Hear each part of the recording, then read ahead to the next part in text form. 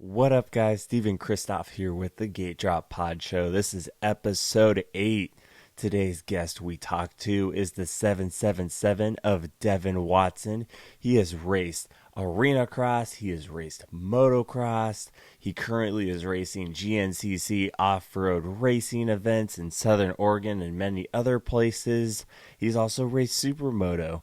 Check out this podcast. It's going to be a fun ride talking about stories of bar banging and everything else. Here comes episode 8. The Gate Drop Pod Show starts now.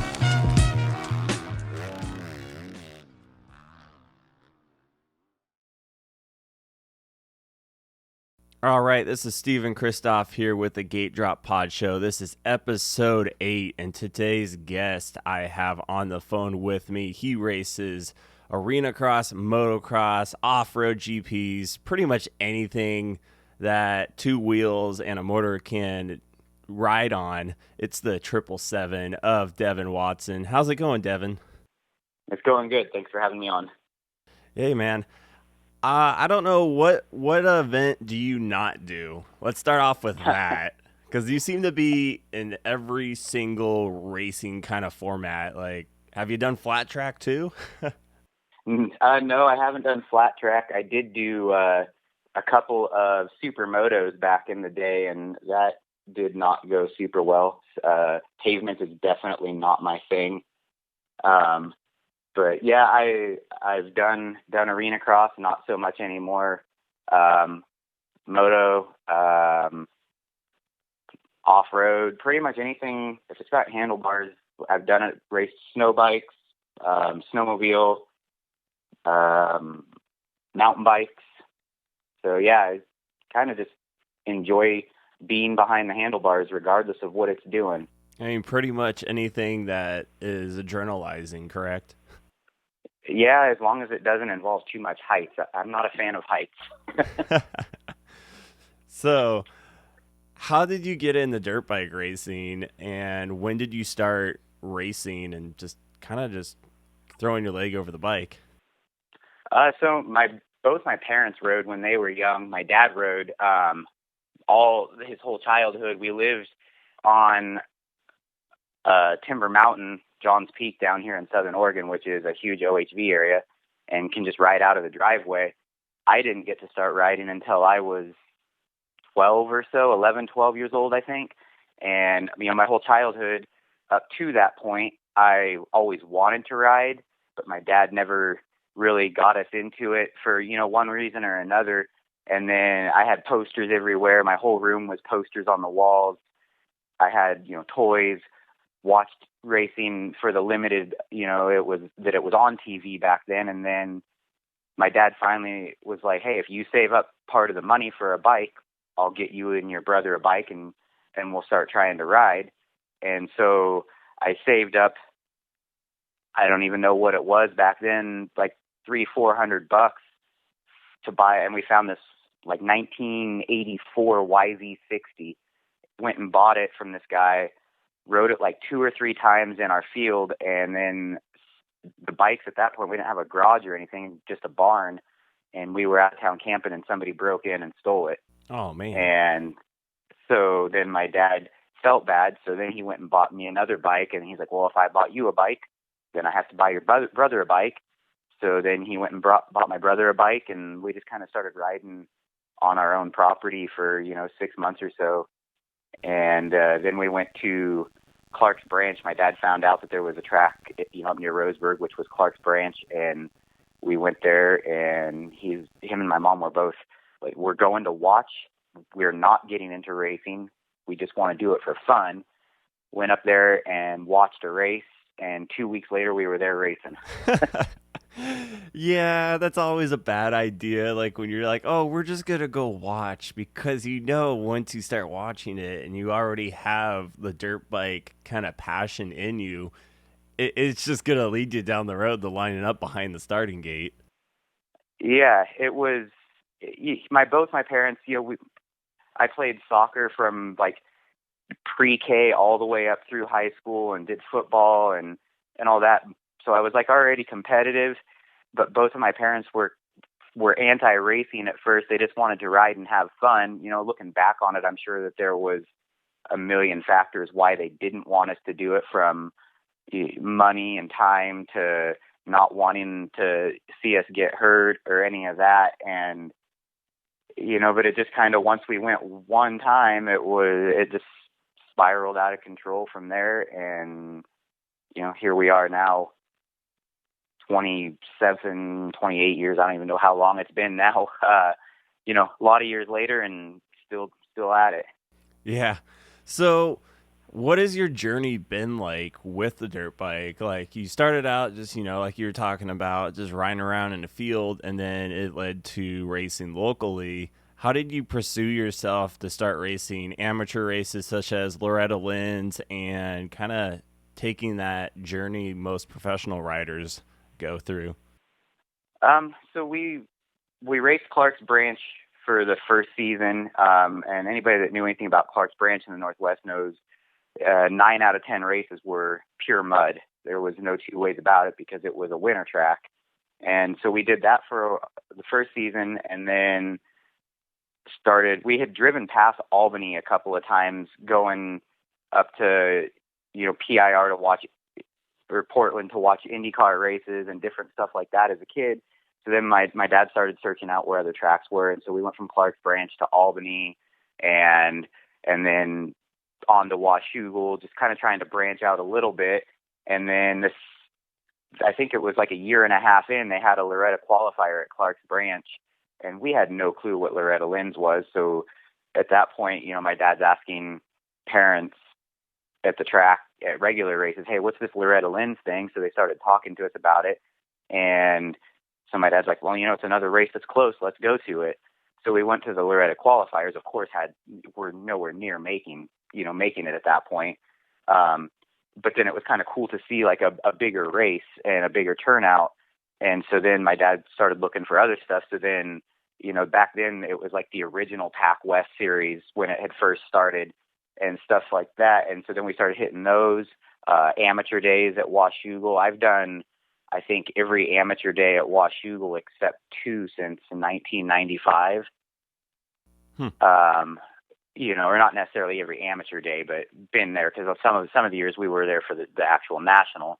But it just kind of went from there, from doing that to the Loretta qualifiers on to there. I only ended up making it to Loretta Lynn's one time. There was multiple years that I was 5th, and you had to be top 4 at regionals, or I would get, my brother would qualify or I wouldn't. And my dad's like, well, I'm not driving back there for one of you. Oh. And we had so many other things going. There was several years during the summer that we pretty much lived at Albany in the toy hauler and just raced from Albany. We would go all over the place. We raced, I think there was 2 years in a row that we raced 49 weekends of the year. Jeez. And so, my dad, even though we weren't necessarily hitting all the big nationals or amateur nationals, we were just constantly trying to find somewhere to race.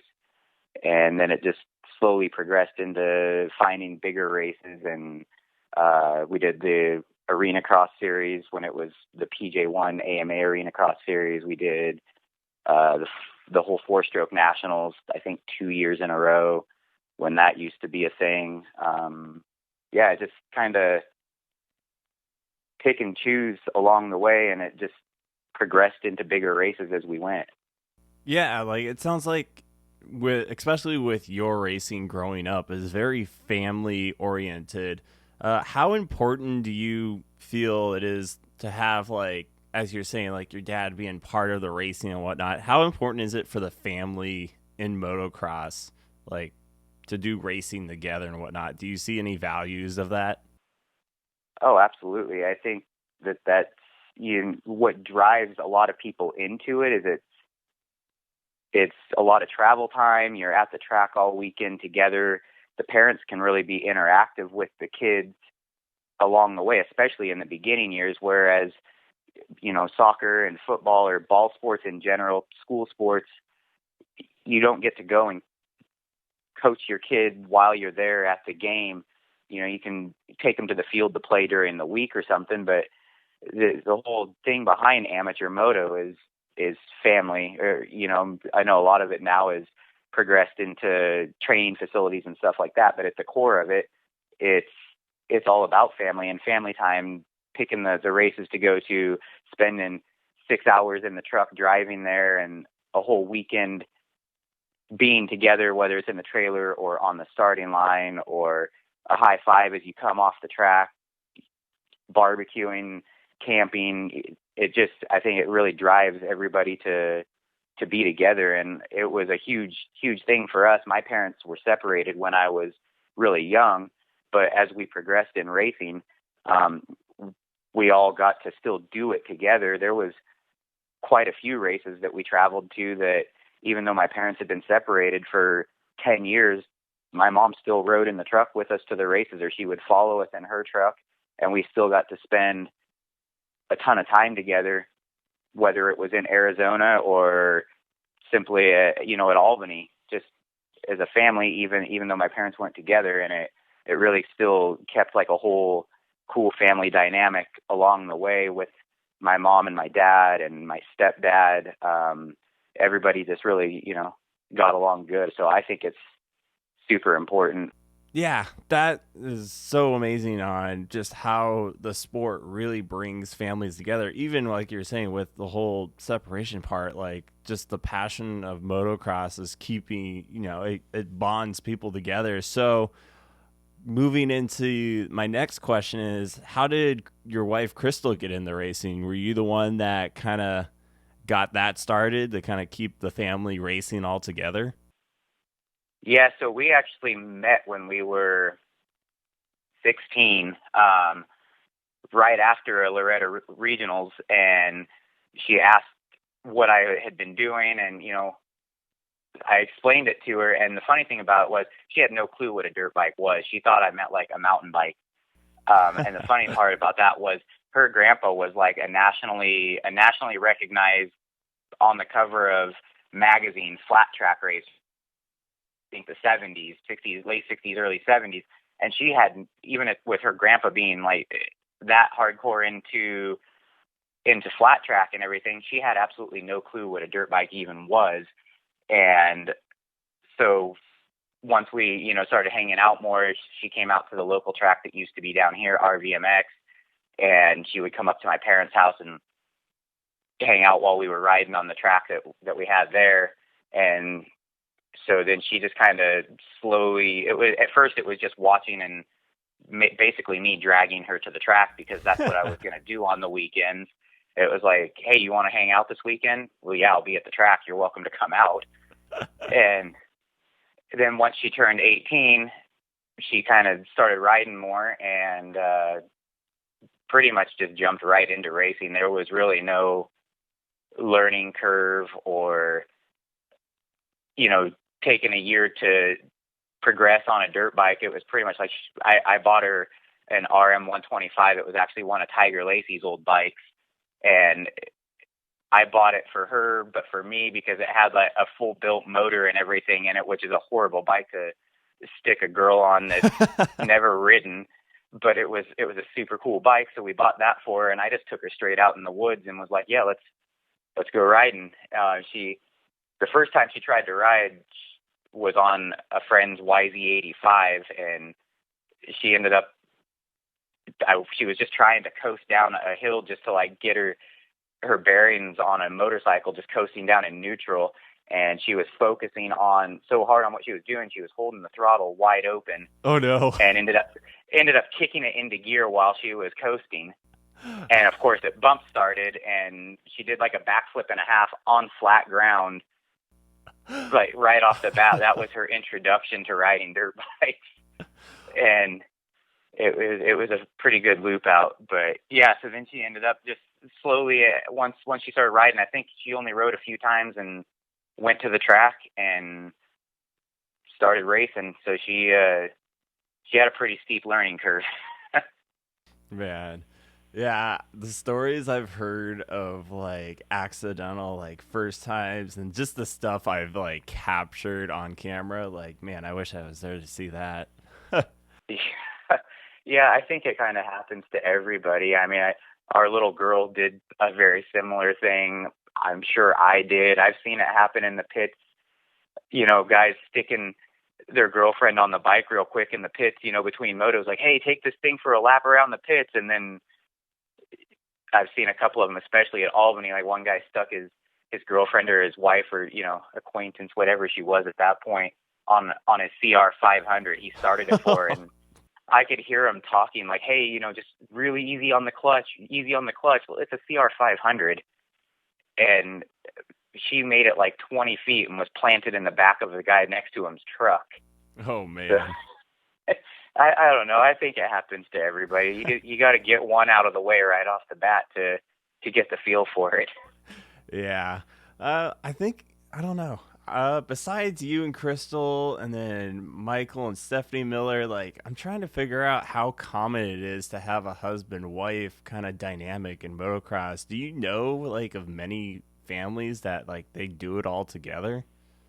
Man, I know there's a few, but I can't think of who it is right off the top of my head. There was a couple more back, like when we were younger. I know, like Don. I don't even know how you say their last name anymore. Don Biseglia or Matt and Joni. Yeah. They live in Texas now, but I know at one point, they were all racing when Matt was younger and Don was still racing 4-stroke nationals and stuff. And then we know a couple other families down in California that, they at least all go ride together. Not so much of a hardcore racing dynamic, I guess, like we do. Yeah, it seems I think it's cool because like it's another like thing you guys can share like as a bond, like a bonding thing. Like it's not like, oh well, I'm gonna go ride, hang out at home. You guys can actually do stuff together. Yeah, I guess I have to be careful what I say, but no, it's great. It really is, and it's kept us close. And I think honestly, at points when we were younger, was one of the only things that kept us together. And then there's also times where it's been kind of like a double-edged sword because it's like sometimes, she wants to go ride or if I want to go ride and it's like, well, hey, I just want to go for a ride. And she's like, well, I wanted to ride today too. It's like, well, we don't have anybody to watch Peyton, but I want, to where it's like she wants to ride here or I want to ride there. She wants to hit this race. I want to hit that race.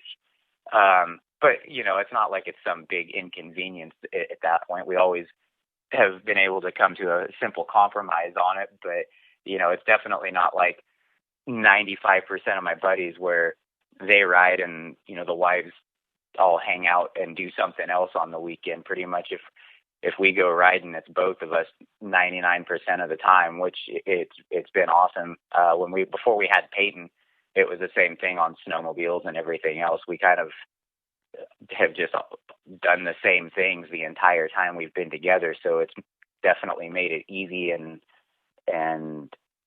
has kept us, I would say, probably closer than we probably would have been without it, just because it's forced us to sit in a truck or a van or RV next to each other for thousands and thousands of miles over the years. Yeah.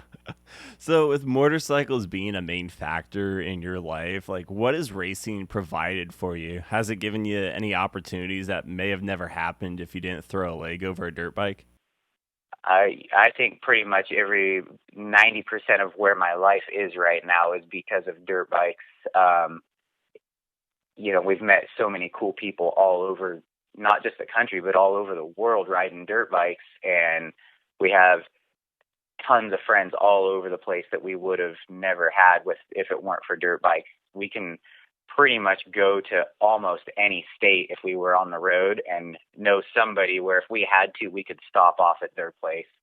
And I think that moto has definitely provided me with a different drive than maybe I would have had had I not gotten into it and become so competitive and had that desire to, constantly be pushing myself to be better at whatever it is that we're doing.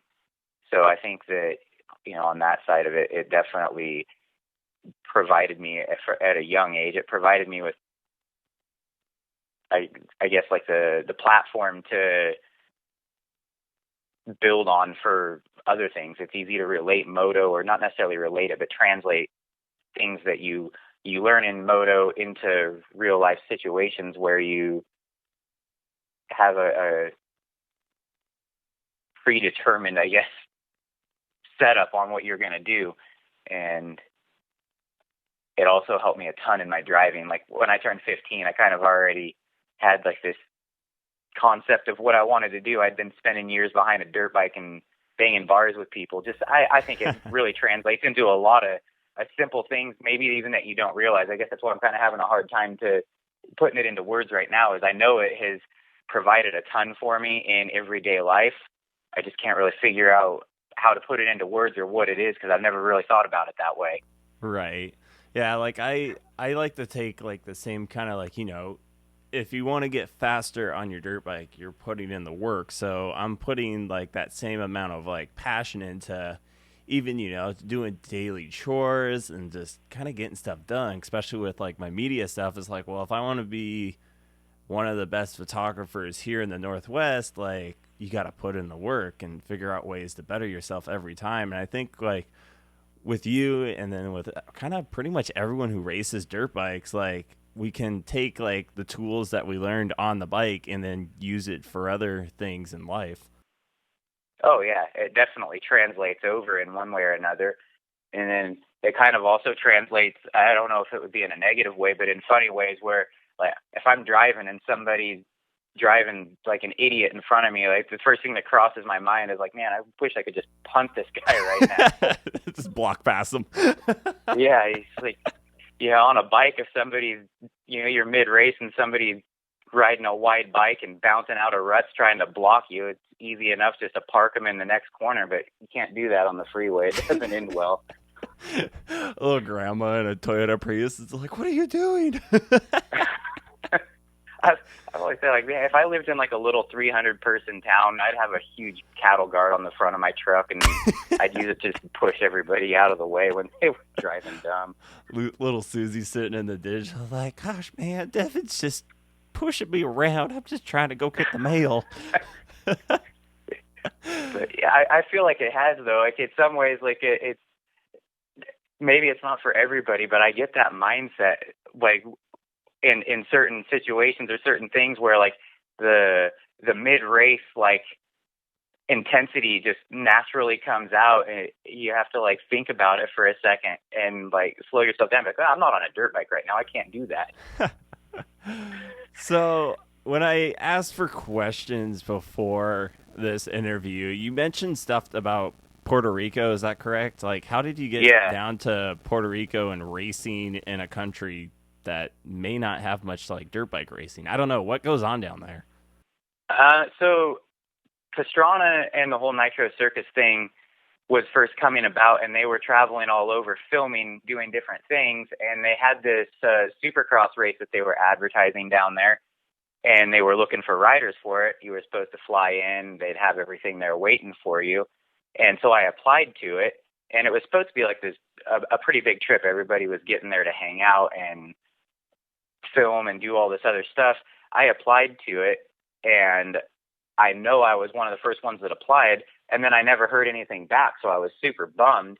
And so I emailed them and was like, hey, I applied to this quite a while ago, and I was just curious if the race was full and, why I didn't get chosen. And they emailed me back within like 10 minutes, and they're like, we've been trying to get a hold of you. Apparently we wrote your number down wrong or something, because you were one of our first choices to come down. And at this point, it was like 4 days before the race. Oh, geez. And so I called my mom and I was like, hey, I just talked to them and they said that I actually did get in. They just couldn't get a hold of me. Can we go? I mean, this was I think on a Monday. And so my mom booked last minute tickets. We threw all of our stuff in a gear bag and hopped a plane to Puerto Rico, a red eye. I think it was 36 hours of travel. Landed in Puerto Rico, got a car, went from the car to the hotel, checked in, dropped our stuff off, and went straight to the track. And it was a cool thing. They were down there, filming for Nitro Circus 1, and they incorporated this Supercross race into it, and it was just built out in the middle of a jungle. They dug this huge pit out in the jungle and built a small scale Supercross track in it. And there was Strana was there, Kyle Partridge, a bunch of guys from the East Coast that were all at that time kind of up and coming privateer guys. And it was a 2-day race, just a Friday night, Saturday night race. And then they were filming for Nitro Circus in the off time. And it was a super cool event. It was kind of hectic because we got there and they were supposed to have all these bikes, but it's Puerto Rico, and so bikes down there are pretty limited, as are parts. And at that point I was on YZ250S, and so they rolled this 250F out for me to go on the track. We get it all set up. I hop on the track and it just starts blowing oil everywhere. Oh no. And so I come back in, and the steering bearings were seized up on it. So they yanked the bike all apart and try and fix it. And they're like, they didn't have all the right parts down there. That was back when the 250S had the steel oil lines on the motors, and it was cracked. They didn't have one in Puerto Rico anywhere. So they're trying to jimmy rig it together, and they're just like, just go race it. We'll just put oil in after every time you come off the track. And I'm like, no, I'm not going on a Supercross track of any sort with a bike that's doing that kind of stuff. So they ended up finding this 14-year-old kid that had a brand new CR250F. It had an hour on it. And he was like, sure, I'll bring it out. I can bring it to you. And so he brings it out. That was back when the Hondas had the super, super gnarly bog off the bottom. And I'd never ridden a Honda before. I didn't know anything about the infamous Honda bog. And 2 laps in on it, the first thing, it was a step on, step off that some of the guys were tripling over.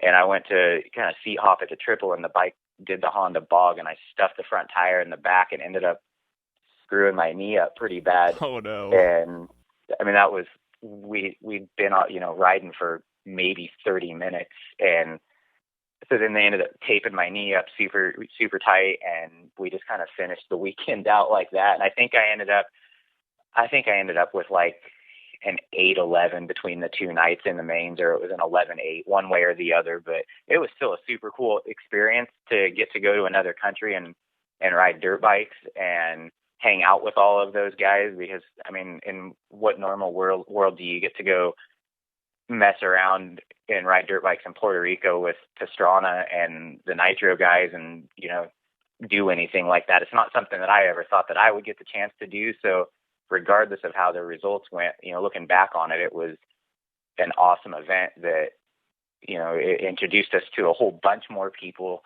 that we would have never met. And I ended up meeting the Baileys, and they offered me a chance to go back east and stay at their training facility at that point and train. And it was super cool. Opened our eyes to a whole different dimension of racing, and lots of cool opportunities and meeting new people.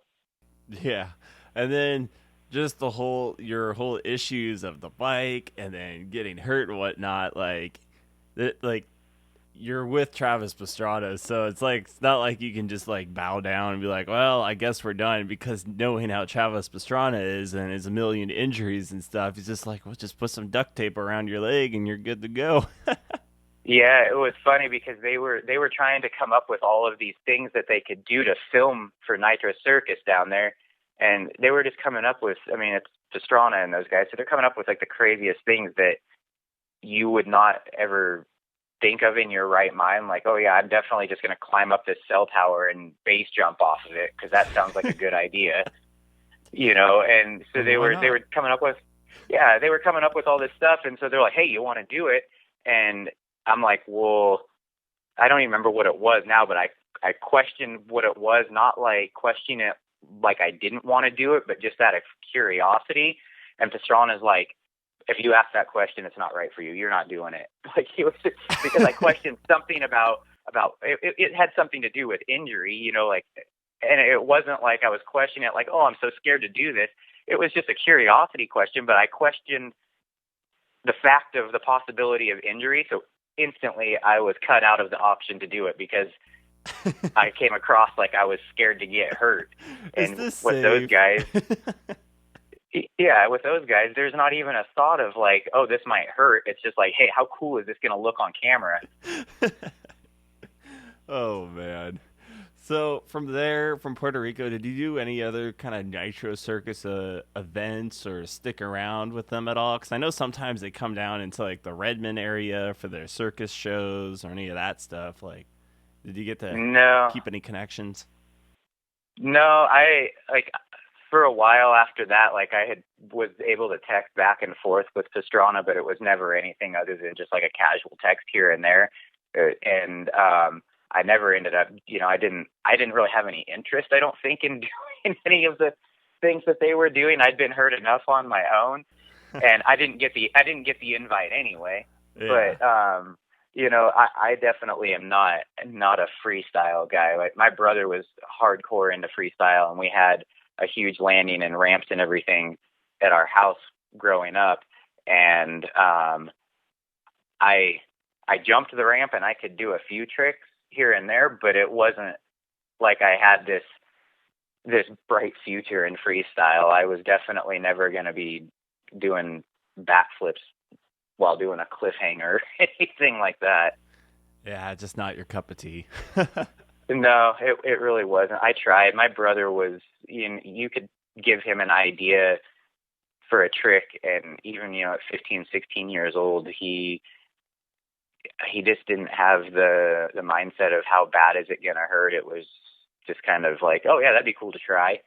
And he would just go try it. And he was super good at freestyle. He did, he went from racing, and then it was funny because he quit racing because he was getting hurt so much, and then got into freestyle, which to me, like, I look at freestyle and think of, that all of that stuff, and knowing the bit that I know about it, I feel like I'm going to get hurt way worse doing freestyle than I am racing. And my brother was the total opposite of that. And so he got into that and then started doing, the tours and going to some of the monster truck shows and went and spent a bunch of time up in Canada doing freestyle stuff up there. But yeah, that was his deal, not my deal. I jumped the ramps because it was something fun to do with him, and they were at the house, but I never had the drive or the ability to jump 90 feet hanging off the back of the bike by the fender. Yeah, especially when you have that racer mind, like you're focused on how to stay low and get like from point A to point B as fast as possible. So I'm sure like trying to mix in freestyle, which Pastrana's just like an albino rhino where he can do both things, and like most people can't really do that. Like it's crazy on that. So like moving forward, what are the challenges of trying to become a professional rider in motocross, supercross, arena cross? What was the pros and cons for you on trying to make it big?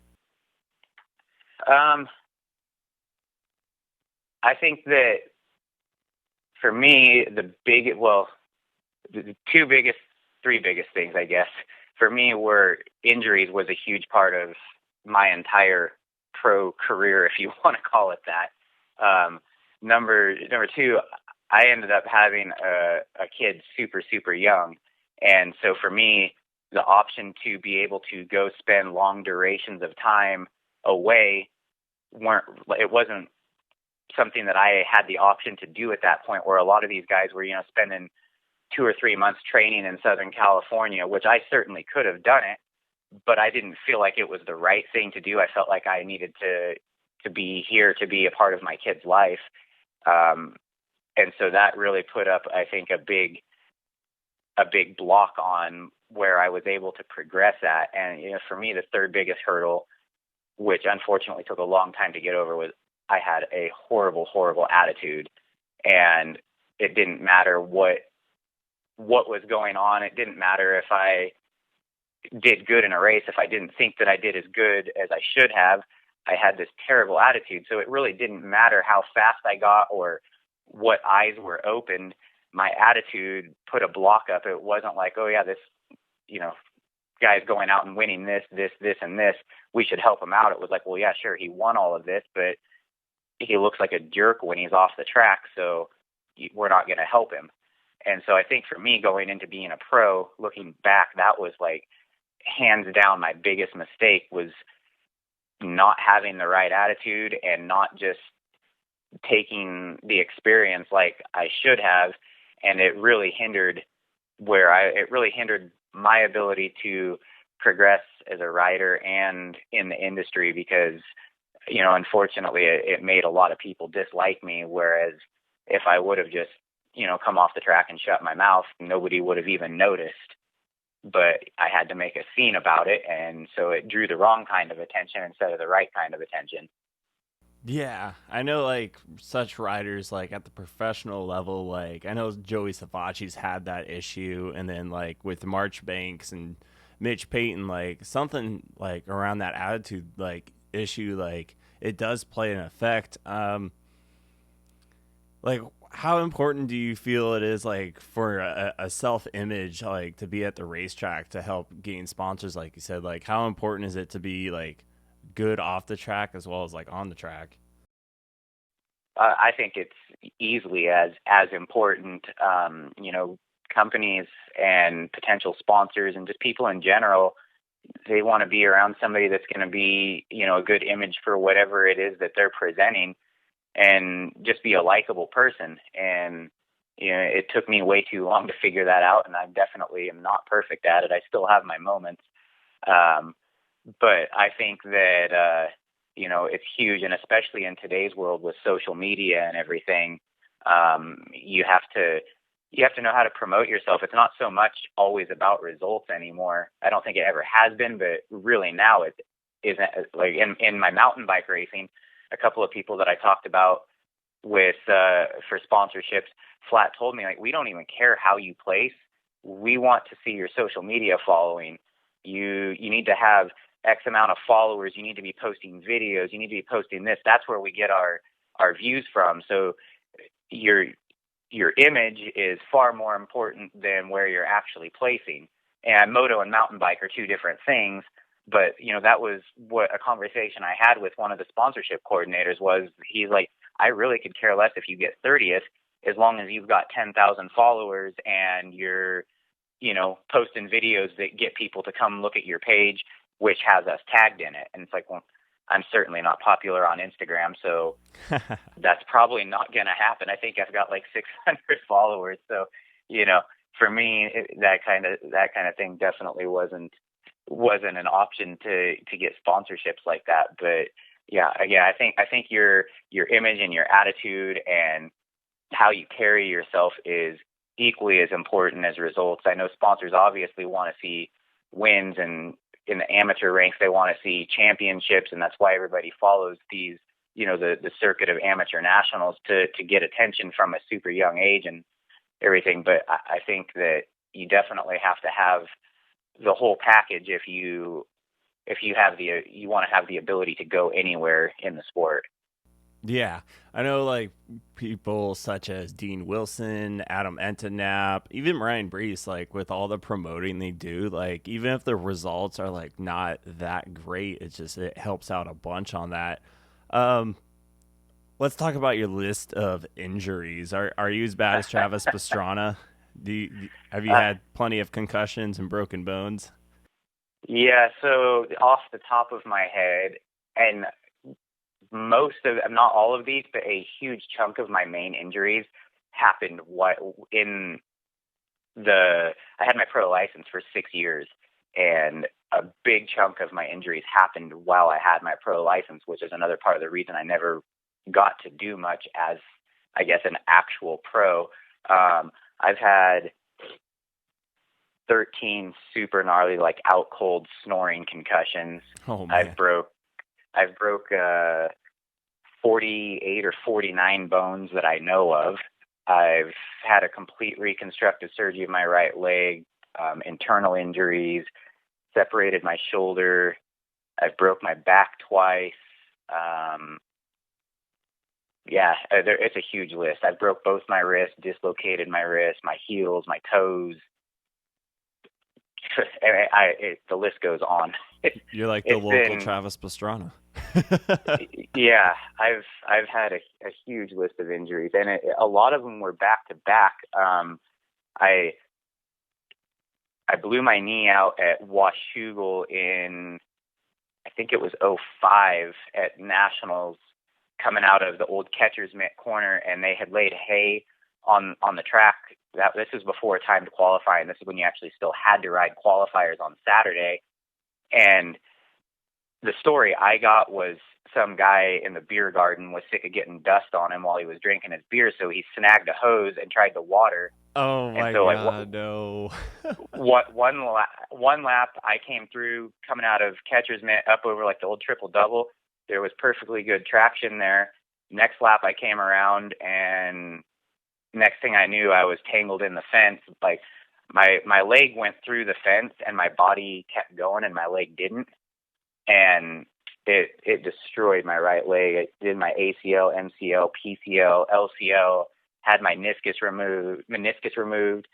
So that was like the beginning of the downfall, because I was out for basically a year from that. Then I came back, and that was just the prior year. I had separated my shoulder, still riding amateur. So then I did that. Then I came back. I broke my back. Literally my first day back on the bike from breaking my back, we were over at the old Madras track. I'd been riding for like 30 minutes. Crystal brought me her bike, and she goes, "Hey, I think my bike is running weird." And she's like, "Take it for a lap." And she was on a YZ125, and I'm like, "All right, I'll take it out for a lap." Took it for like 2 laps, seemed fine to me. Brought it back to her. I'm like, "I don't know what your problem is. It seems fine to me." And she's like, "Well, fine, give it back." And I said, "No, it's fun. I'm having fun on it." Hopped back on the track, went to hit a triple, and it seized on the face of the triple. And I mean, this is literally 30 minutes of riding after coming back from a broken back. I bailed through the bars and ended up breaking like 13 bones. I broke both my wrists, dislocated my left wrist, my scaphoid, my heels, my big toes, my nose. It was like, if you'd ever been to the old Madras track in the middle of the summer, it was like riding on concrete. Yeah. So I pretty much bailed from like 3 stories up flat to concrete, and it destroyed me. And then when I came back from that, this was a few years later, riding at the local track down here in Medford, messing around again on a 125. Me and Mikey Horban were messing around on 125, and I ended up high-siding off of this little tiny double that I could literally jump on a bicycle. And I got up, and I thought I broke my ribs, and it ended up being my back. It was when the Liat braces first came out, and everybody was having like the collarbone breaks and everything. Oh yeah. And I thought I broke my ribs, and it ended up being my T6, 7, and 9 vertebrae that just compression fractured from the way I went head first into the ground. And wearing that Liat, it fractured right underneath the plastic or the carbon fiber piece on the Liat. And so it was just like this the entire time I had my pro license. I think over 6 years, I never even got to race a Supercross here because I was hurt every year. And then outdoors, over the 6 years I had my pro license, I think I only tried qualifying for like 12 nationals the entire time I had my pro license, because I would go do one round and then I would get hurt, and then I would be out until the last round, or however it ended up panning out. It just never. I was constantly hurt. It's just a constant black cloud. Yeah, it was discouraging. But every time, I always wanted to get back on the bike. As soon as I broke my back the second time, I was like, hey, when can I ride again? I don't care if my back hurts. I just want to know when I can ride. Looking back on that, it was a super dumb decision, because now half the time I have to roll out of bed onto my hands and knees just to get up. Like, yeah, I was gonna ask, like, as you're doing your laundry list of just injuries, like, how did you cope with your injuries and just keep pushing yourself? Like, well, I want to get back on the dirt bike, especially after all these crashes. Like, how do you push yourself to continue to keep doing what you love? Because you could get hurt like at any moment. Um, I never thought about the injury side of it, like, the long-term consequence until 3 years ago when I got hurt super bad at nationals at Washougal. I've never really had an injury up to that point where it discouraged me from getting on the bike. It was always just a matter of like, this is what we do. Injuries are a part of it. I mean, if you put a helmet on and know you're going to go out and put your max effort in, whether it's in the beginner class or the pro class or anything in between, I feel, my personal opinion is, when that helmet goes on, you're accepting the fact that, you could get hurt minor or severely at any given second. It's something subconsciously I feel like most people that race moto just kind of accept it without having to say it. And so it was always, for me, it was just what we did. It's what I've done a majority of my life. Injuries are a part of it. You just get used to it. You stand up, you realize your wrist is broken. It's like, crap, it's broke again. Where I know other people that have the full opposite of that because they haven't been hurt that much. But for me, it just unfortunately became a regular part of riding dirt bikes, and it was just something that I accepted until, like I said, 3 years ago, being quite a bit older now since I've had my last really serious injury. That one definitely took it out of me, and I pretty much quit riding. I was going to quit racing. There was a point for the first time since I had bought my first dirt bike. I didn't even own a dirt bike for a little bit. I sold all my bikes, and Crystal finally was like, look, you're going to get a dirt bike. Well, I already wanted to get one and start riding again, but she was like, you're going to race. And I'm like, no, I don't really care. Like, I'll take you to the races, but I don't want to race anymore. And she pretty much made me race. And then, of course, I kind of slowly got back into it after that. And then I've only raced moto a handful of times in 3 years now. And we've started doing way more off-road. And that was what kind of got me back in the mindset of racing again, was just doing something new, switching it up. I'm still racing a dirt bike, but it's not on the track all the time. And it's taken me 3 years, honestly, to actually really want to race again. I think it was last fall, like September-ish. I was just sitting here and it just kind of like a light bulb went off and I was like, yeah, I want to race again. But that's the only injury in all my years that's actually made me stop and think like, hey, maybe this isn't for me anymore. Yeah.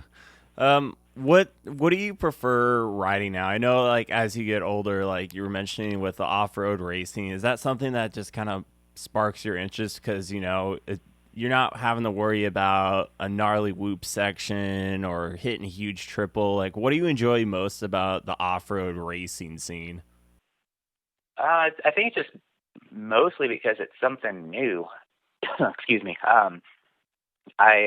I still love moto. I actually had planned on trying to go to Loretta's again this year in the age classes, and then I rode a track for a couple of times and realized how much slower I had gotten on a track. It was like, yeah, maybe we'll stick to the woods for a while. I think the track after getting hurt at Washougal, the track is really a mental issue for me anymore. So when I go to the woods, it's something new. I'm only ever going to get slower on the track, and I feel like I'm still getting faster in the woods. So it gives me the drive to really get back into it and push and adapt and learn the whole woods racing thing, because it's way, way, way different than going out and trying to sprint a 5-lap local moto on a track. And it's just, obviously you can still get hurt just as bad in the woods. I mean, hugging a tree at fourth gear speed certainly is going to get you hurt. But for me, it's a mental thing. When I'm in the woods, I guess I feel a little bit safer for whatever reason. And it's, like I said, it's just something new, and meeting new people, getting to ride new places, learning new techniques, and being able to, I guess, progress at something at my age. Whereas, like I was saying, I feel like on the track, I'm certainly never going to get faster on a track. I'm not ever going to, go back out and race an outdoor national again. But in the woods, I can go and be pretty competitive in the AA class for the most part anywhere we go. And so I think that just kind of keeps me driven to keep going back and trying harder to adapt to the off-road riding style. Yeah, it seems there's like a peak, like if you're wanting to do professional racing, like for Supercross or Motocross, like kind of the average age, which is like hilarious, like in our sports, like you're considered an old man if you're 28 and you're still racing Supercross or Motocross. And then for like the off-road racing, like, you've got riders out there, like, I don't know if Doug Henry still does it too. Like, he's paralyzed and he's like, what, past his 40s, and he's still out there ripping, just, doing all the GNCC stuff, as well as a couple other like local riders like Bradshaw and stuff, like riders like that. Like, it seems like the off-road racing, like, is a great way for riders in the motocross scene to still progress and still have fun and have that racing adrenaline feeling. Do you agree on that part? Yeah, I think so for sure. And I think, there's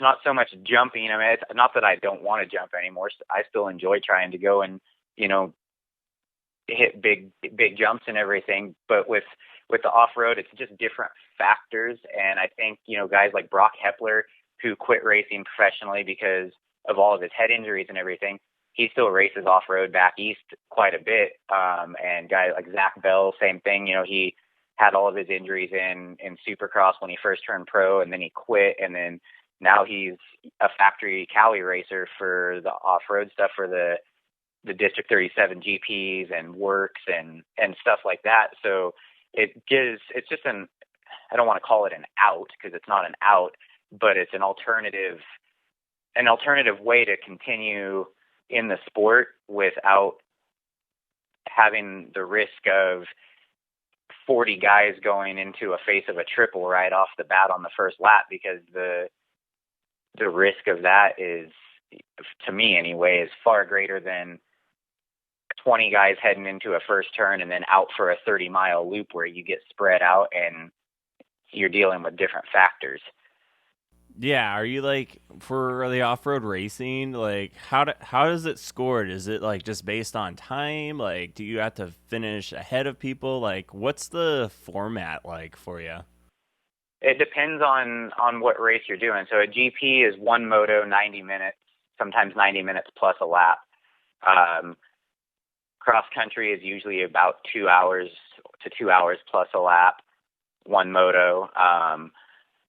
Then you get a sprint enduro, where it's basically stages or tests, where you are racing. Essentially, you're racing other people, but you're racing the clock. The overall is based on the lowest accumulated time over however many tests there are. And then there's the ISDE stuff.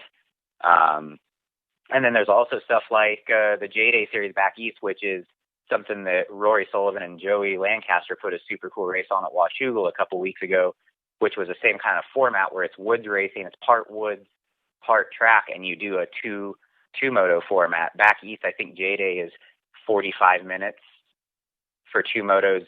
Joey and Rory's race was 2 30-minute motos. You take off on the track, do part of the track, and then dive into the woods and do a few miles in the woods and then jump back on the track. So there's a whole ton of different formats. Hare scrambles are another one where the AMA West hare scrambles usually end up being, by the time you finish, because they have a set time where it's like the race is 2.5 hours, but if you cross the clock and you're leading and you cross the clock 3 laps or 3 seconds before the time expires, you're doing a whole nother lap, which everybody else is doing a whole nother lap. And sometimes those laps are, 35 miles. So what could have been a 2 to 2.5 hour race ends up being a 3.5 hour race. And, 3.5 hours at a high high intensity on a dirt bike is super gnarly. You're probably It's a drained at the totally end of different. it. Oh, you feel like, I mean, for me anyway, I feel like I'm in pretty good shape. And even at the end of like a normal XC, which is 2 to 2.5 hours, trying to hold on to a 450 for me, being a pretty small guy in the woods for 2.5 hours at what is my full speed is super, super gnarly. You come off and just kind of feel like you're drained of everything. It's, I've seen a couple pictures of me after the races where it wasn't even a bad race, but mentally, and I'm just so defeated at the end of a race like that where I have absolutely nothing left. But I think that's also another thing that keeps me going to the off-road is I don't want to say it's more gnarly than moto because it's not. Like anybody that throws a leg over a dirt bike is gnarly and super, super cool. And I have respect for anybody that rides a dirt bike at any level, but in the off-road, it's like a different kind of gnarly. You're not just battling other people. You're battling the elements. You're battling yourself, trying to stay mentally focused at full speed for 2.5 hours when your body's just depleted of everything that it needs is a huge challenge for me. So it's just a totally different beast. Yeah. It seems like that woods race at Washougal that happened a few weeks ago really sparked a lot of interest. Like, I saw photos. It looked like you guys had hundreds of riders there. And just Roy Sullivan and Joey Lancaster, they always, like, are making such cool events, such as the 125 Dream Race. What got you to do the 125 Dream Race? And then when Lucas Oil Motocross picked it up, like, what sparked your interest to do all that kind of racing at Washougal and whatnot? I think for me, the 125 is something that it's fun no matter what you do. You're on a 125. It makes you feel like you're James Stewart because of how you have to ride to go fast. And for me, probably for anybody, the more fun you have, the better you're going to ride, which in return equals more speed. And, the faster I'm going, the better I'm doing, the more fun I'm having. And it just kind of escalates itself. And when Joey came up with that first 125 Dream Race, I hadn't ridden a 125 in years. And we had one of Crystal's old 125 sitting in the garage. It had been blown up for years, just sitting there covered in dust. So we yanked the motor out, rebuilt it, went up there. And, the first year of Dream Race, everybody was so stoked on it. I think there was, like 60 something pros or AB riders. And I can't remember what I ended up finishing. I think, fifth or sixth or something like that. It was in the top 10. And it was like, man, this is really fun to go out and be able to bang bars with all of these top guys from the Northwest on 125s, because it kind of like took you back to the 90s, where I feel like I missed my opportunity in nationals and stuff. If I could have gone like with my ability on a 125 and ridden nationals in like 94, 95, 96, stuff like that, I feel like I would have been a mid-tack guy if I could have translated that speed like through a time machine or something. I think I'm faster on a 125 than I am on a 450, just because I love riding them, and it puts every ounce of fun that has been lost along the way back into it for me. And so once Joey did that first Dream Race, then we started looking for other, two-stroke races to hit. And then Joey came up with the whole, that Dream Race series that ended up being 3 rounds, Hangtown, Colorado, Washougal. And we did that. We did all 3 rounds of that, that followed the Nationals the first year. And I did super good at that. And I ended up keeping up with and beating a few guys on the 125s because I'd been riding them, and all these other guys hadn't touched a 125 in quite a while. And to be able to go out and compete with guys on a 125 that in real world moto on a 450, I have no chance ever to keep up with them. It's just not realistic. And so that, of course, escalated the fun factor even more, which made me push harder. And and then, it just kind of snowballed from there. And then it went into the whole Lucas Oil thing, which, that I don't know the full details on how that whole thing went from Joey into Lucas Oil. I know it was Joey's idea, but then we ended up still trying to kind of follow that and do some of the rounds of that. And I just enjoy it. It's a cool thing for me to be able to go out, because I don't have my pro license anymore. I never will again, but to still be able to show up, be at the national environment, be in the pro pits, get to go out and race in front of all of the fans and hear everybody yelling and screaming and everything. It's just it's a cool way to still be able to be a part of something like that.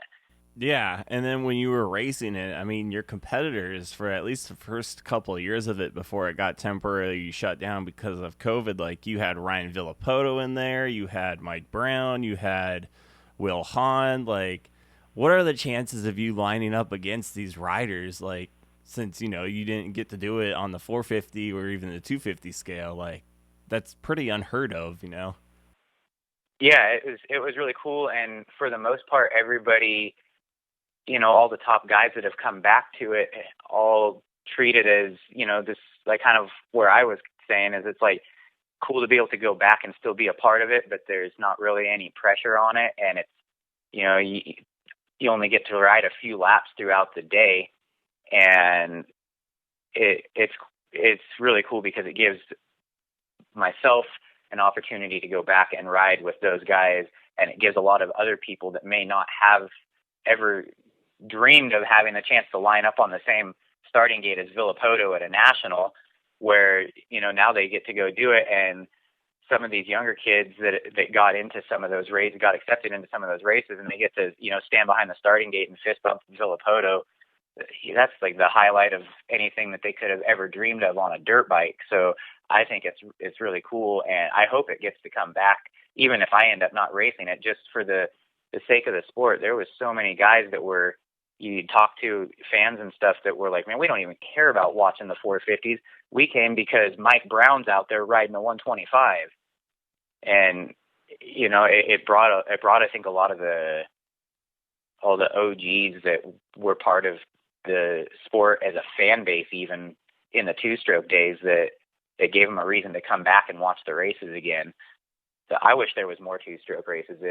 If there was, like, how there used to be a four-stroke nationals when four-strokes were just starting to become a thing, if somebody could go back and somehow formulate a series where it was like the two-stroke nationals, which was kind of a sideshow to the outdoor nationals or something, I would try and do every single round that I possibly could, just because the fun factor is so high.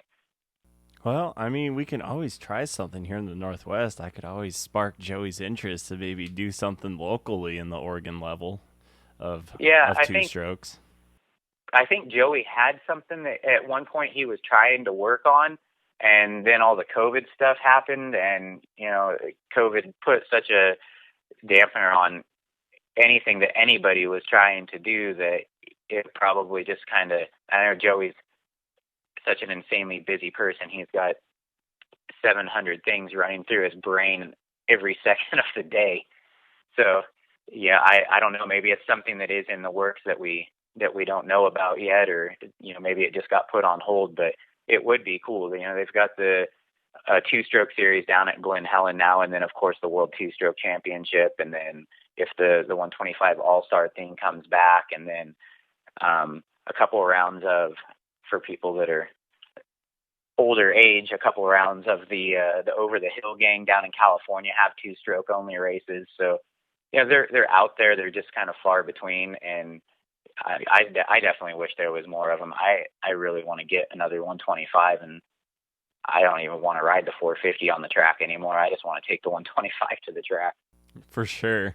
I know in 2017 with FMF doing a sweepstakes on the Husky 125, like, how shocked are you winning that 125, especially at Washougal? It's probably hands down one of the coolest moments ever for me on a dirt bike. I didn't even hear when Brian Barnes announced my name. It came down to Washougal for the points between myself and Lane Shaw for that. I mean, it was kind of like there wasn't really points being kept, but of course we were all keeping points anyway because we're racers. Yeah. And so I ended up losing first place in the points by 2 points. So I was standing down there talking to Lane Shaw because he won it. Brian called my name, and I didn't even hear him. And Megan Lancaster comes down, and she's like, "Devin, you won." And I'm like, "Won what?" And she's like, "The bike." She's like, get up here, you know?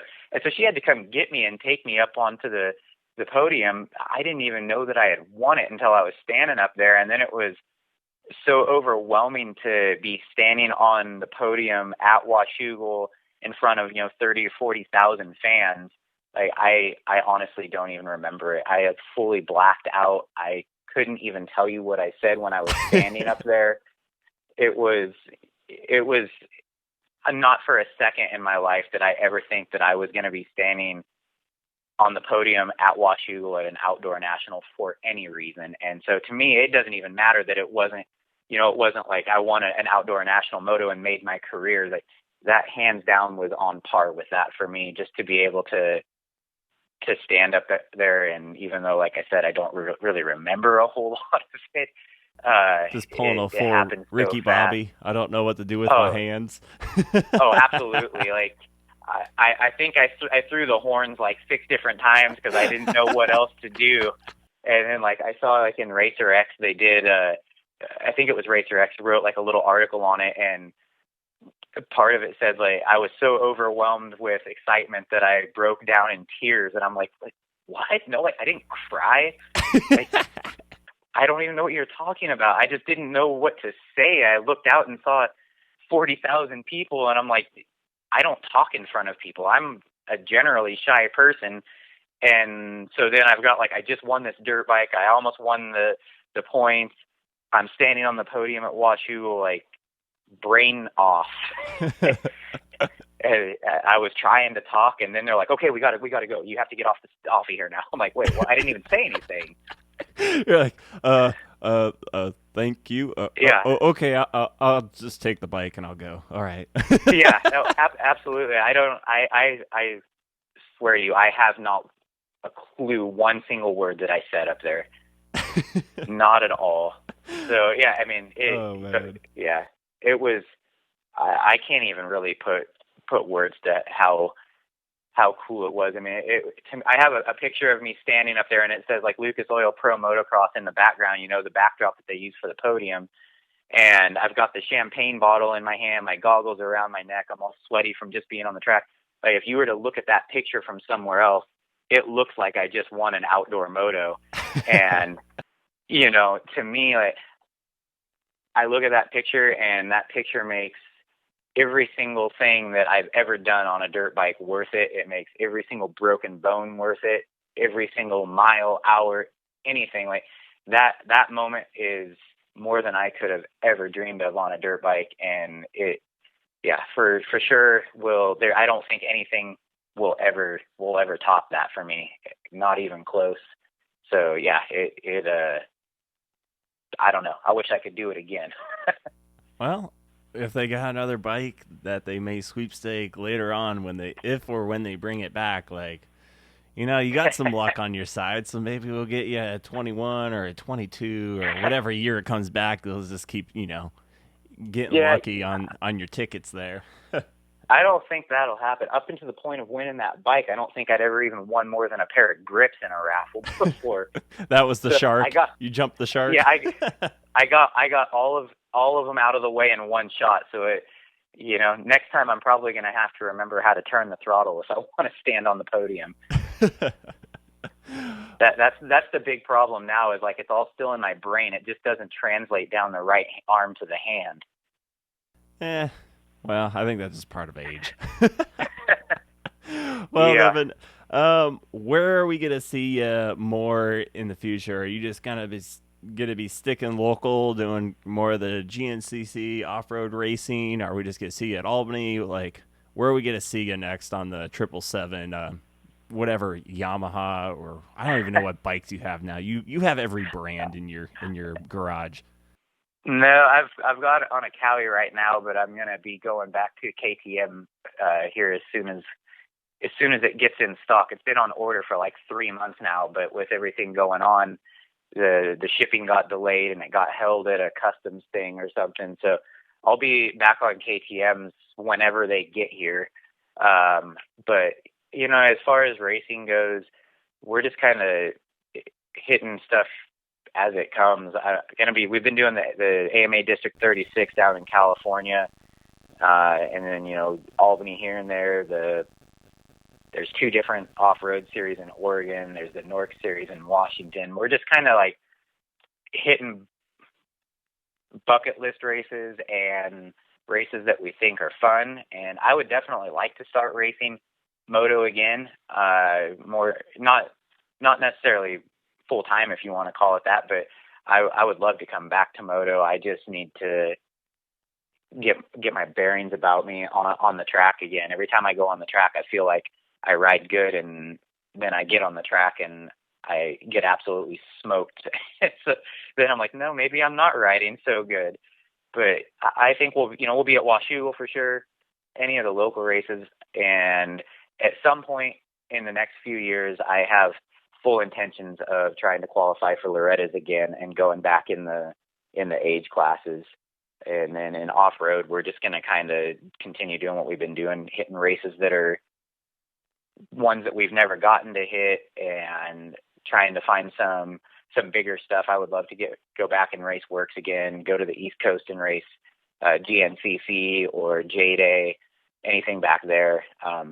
It's just going to kind of be a bucket list thing and pop up where we pop up at. Sweet. If anyone wants to follow you, what's the best way for people to keep up to date where you're racing? Probably just on my Instagram. I don't really go on Facebook. My Instagram is, I don't even remember what my Instagram name is, honestly. It's Watson.777. Sweet. Well, I'll make sure to get you some more followers as well. And, we always enjoy seeing what, even local riders are doing. And if you want to get back in the racing, I mean, Pac West has come around again, and they do a bunch of local stuff in Oregon or Washington and whatnot. So who knows, maybe we'll see you lined up in the pro class there.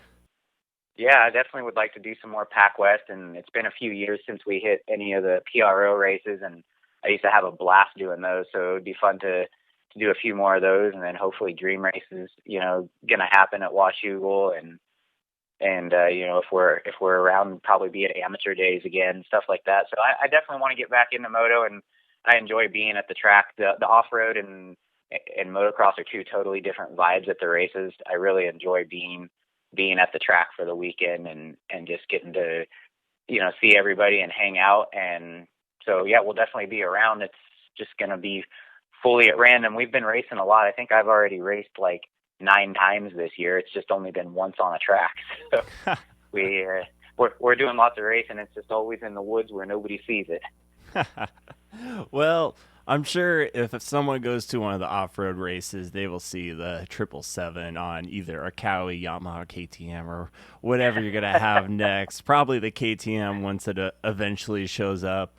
Hey, Devin, I appreciate you taking the time today on doing this podcast. You've got so many great stories that you shared, and I hope to see you at the track again here soon. Yeah, definitely. Thanks for having me on. It was fun. It's always good to talk moto. Of course. All right, this is Devin Watson on this podcast. Stephen Kristoff here signing out for the Gate Drop Pod Show. Thanks, guys, for listening to the Gate Drop Pod Show. If you enjoy all the episodes that we have done so far, make sure to hit the subscribe button on YouTube and share with your friends and family. We will be making many more weekly and posting here on YouTube, so make sure to subscribe on Gate Drop Productions, follow Gate Drop Productions on Facebook, and follow Gate Drop Productions on Instagram at GateDrop_Pro. Hope you guys have a fantastic weekend.